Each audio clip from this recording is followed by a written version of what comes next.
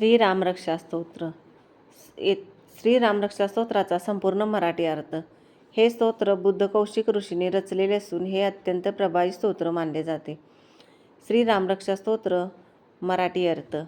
स्तोत्राच्या सुरुवातीला या मंत्राचे ऋषी बुद्ध कौशिक, देवता श्रीरामचंद्र, शक्ती सीता आणि कीलक हनुमान यांचे स्मरण करून श्रीरामचंद्र प्रीत्यर्थ म्हणजेच श्रीरामांच्या प्रसन्नतेसाठी जप केला जातो. ध्यान. ज्यांचे हात गुडघ्यापर्यंत लांब आहेत, ज्यांनी धनुष्यबाण धारण केले आहे, जे पद्मासनात बसले आहेत, ज्यांनी पितांबर पिवळे वस्त्र नेसले आहे, ज्यांचे डोळे नुकत्याच उमललेल्या कमळासारखे सुंदर आहेत आणि ज्यांच्या डाव्या मांडीवर सीतामाता विराजमान आहे, अशा जटाधारी श्रीरामांचे मी ध्यान करतो. श्रीरामांचे चरित्र 100 कोटी विस्तार असलेले अफाट आहे. त्यातील एक एक अक्षर मानवाच्या महापापांचा नाश करणारे आहे. निळ्या कमळाप्रमाणे सावळे, कमळासारखे डोळे असलेले, जटा आणि मुकुटाने सुशोभित, हातात तलवार, धनुष्य आणि बाण घेतलेले अशा श्रीरामांचे ध्यान करावे. राक्षसांचा नाश करण्यासाठी आणि जगाच्या रक्षणासाठी लीलेने अवतार घेतलेल्या अजन्मा आणि सर्वव्यापी श्रीरामांचे मी स्मरण करते. बुद्धिमान माणसाने सर्व इच्छा पूर्ण करणाऱ्या आणि पापांचा नाश करणाऱ्या या रामरक्षेचा पाठ करावा. आता शरीराच्या विविध भागांच्या रक्षणाची प्रार्थना.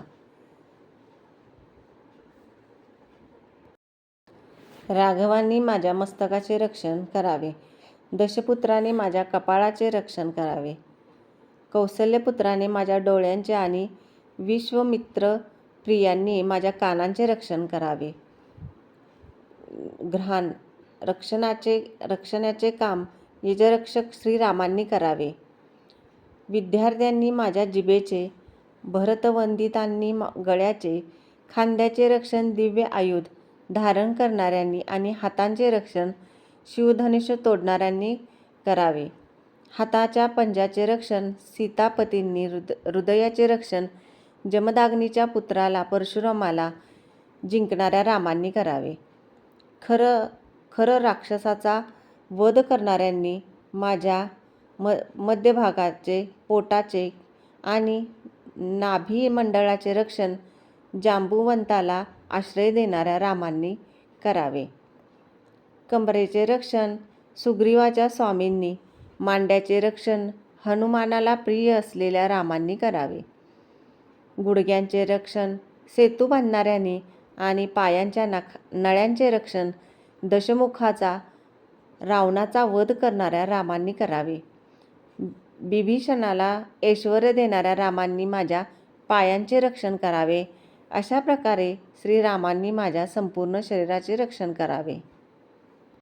रामाच्या शक्तीने युक्त असलेली ही रामरक्षा जो वाचतो तो दीर्घायुष्य, सुखी, पुत्रवान, विजयी आणि विनयशील होतो. पाताळात, पृथ्वीवर किंवा आकाशात फिरणारे जे कोणी दुष्ट जीव आहेत ते नामाचे रक्षण असलेल्या मनुष्याकडे पाहूही शकत नाहीत. राम, रामभद्र, रामचंद्र अशा नामांचे स्मरण करणाऱ्या माणसाला पाप कधीही शिवत नाही. त्याला मुक्ती आणि सर्व सुख मिळते.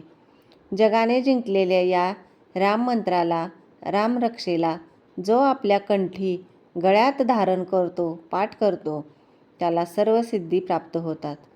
ज्याला वज्रपंजर, वज्राचे कवच म्हटले जाते, अशा या रामकवचाचे जो स्मरण करतो त्याची सर्वत्र आज्ञा चालते आणि त्याला विजय मिळतो.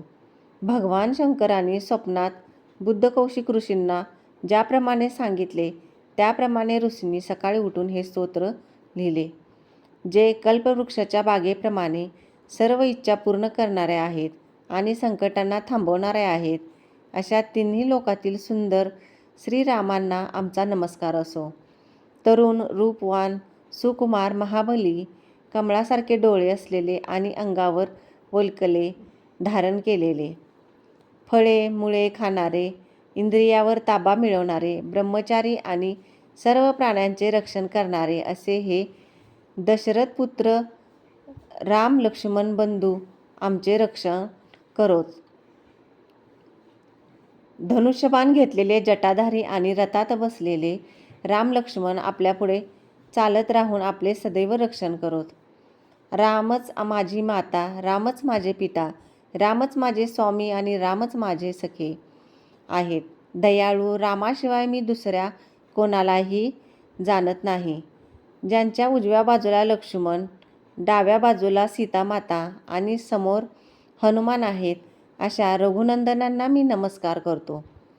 जगाला आनंद देणारे, युद्धात धीर देणारे, कमलनयन आणि रघुवंशाचे स्वामी असलेल्या करुणानिधी श्रीरामांना मी शरण आलो आहे.